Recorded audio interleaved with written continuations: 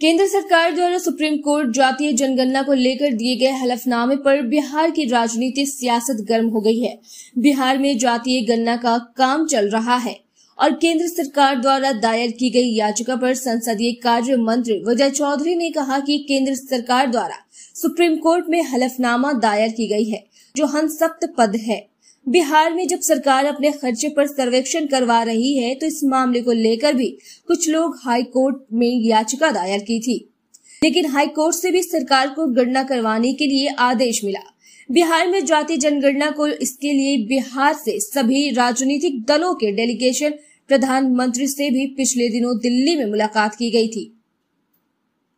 केंद्र सरकार ने कहा था कि केंद्र सरकार जाति है जनगणना का काम नहीं करवा सकती, राज्य अपने खर्चे पर सर्वेक्षण का काम करवा सकती है, लेकिन अब केंद्र सरकार द्वारा जो कुछ कहा जा रहा है कि केंद्र सरकार के अधिकार में है जातीय जनगणना का काम करवाना, राज्य सरकार काम नहीं करवा सकती। विजय चौधरी ने कहा कि ये बात मुख्यमंत्री नीतीश कुमार पहले से ही कहते आ रहे हैं। न्यायालय में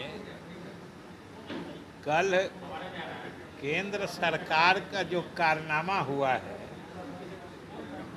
वह न सिर्फ हास्यास्पद है, आश्चर्यजनक है, बल्कि बिहार के गरीब लोगों के हितों के बिल्कुल विपरीत है। इसलिए कि आप सोचिए कि इस पूरे प्रकरण में जातीय गणना से जुड़ा मामला न्यायालय में पिछले कई महीने से उच्च न्यायालय से उच्चतम न्यायालय तक इस पर सुनवाई चलती रही है, लेकिन केंद्र सरकार कहीं इसमें शामिल नहीं हुई थी। अनेक तरह से लोग लोकहित याचिकाओं के माध्यम से इसको बाधित करना चाह रहे थे, लेकिन बिहार सरकार की मुस्तैदी के कारण ये मामला कहीं रुका नहीं और पटना उच्च न्यायालय ने बिल्कुल बिहार सरकार की सोच और जो ये जातीय गणना का काम आर्थिक सर्वेक्षण के साथ करा रही है उसके पक्ष में फैसला दिया।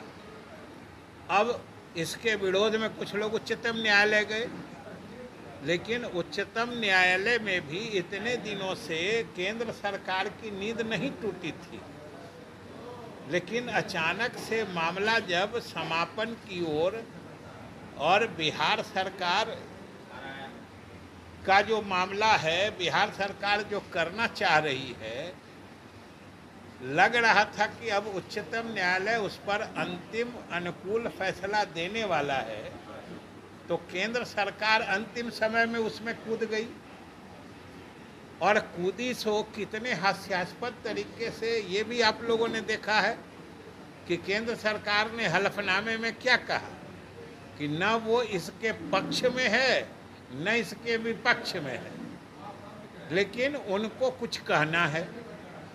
अब ये सोचिए कि जब आपको न पक्ष में कहना है न विपक्ष में कहना है, इसका मतलब ये कदम ही अपने आप में षड्यंत्रकारी है। कोई न कुछ षड्यंत्र करना चाह रहे हैं आप, और क्या षड्यंत्र करना चाह रहे हैं। और सही यही है कि जाति आधारित गणना हो रही है, आंकड़े आएंगे, उसके आधार पर बिहार के लिए गरीबों के लिए काम करने में मदद मिलेगी। सही ये तो नहीं है। सही अभी जनगणना में और जिन किसी को भी इसके बारे में किसी तरह की बात हो तो जनगणना कराने का उद्देश्य जो सरकार का फैसला है उसी में निहित है। वो ये है कि सबसे पहले सही आंकड़े आने चाहिए। आज तक जो है कि सही आंकड़े आज तक नहीं आए हैं, आप ही को पूछा जाए कि अलग अलग जातियों का प्रतिशत बताइए, आप जो मालूम होगा उनको जोड़िएगा तो एक ही 100 की आबादी में 500% हो जाएगा। इसलिए और उससे भी बड़ी बात है कि ये सिर्फ संख्या नहीं मालूम हो रही है, इससे हर जाति के लोगों का सामाजिक आर्थिक सर्वेक्षण भी हो रहा है। मतलब हर जात में जो गरीब लोग हैं उनकी पहचान भी हो रही है, उनकी भी संख्या निर्धारित हो रही है। और ये जान लीजिए कि ये सिर्फ एक सरकार की बात नहीं है, ये बहुत ही दूरगामी प्रभाव वाला ऐतिहासिक कार्य हो रहा है। ये एक बार अगर प्रामाणिक आंकड़े आ जाते हैं तो भविष्य की सरकारों के लिए भी इनके आधार पर योजनाओं को क्रियान्वित करने में, योजना बनाने में जो सरकार करना चाह रही है ना, वो हम आपको बता रहे हैं। अब आप क्या चाह रहे हैं वो हम नहीं, उससे आप क्या चाहते हैं उससे सरकार को मतलब नहीं है। सरकार जो करना चाह रही है और सरकार का जो मकसद है वो हम बता रहे हैं। अब आपको क्या इसमें समझ में आ रहा है वो आपकी जिम्मेदारी है और वो आपकी समस्या है। हाँ,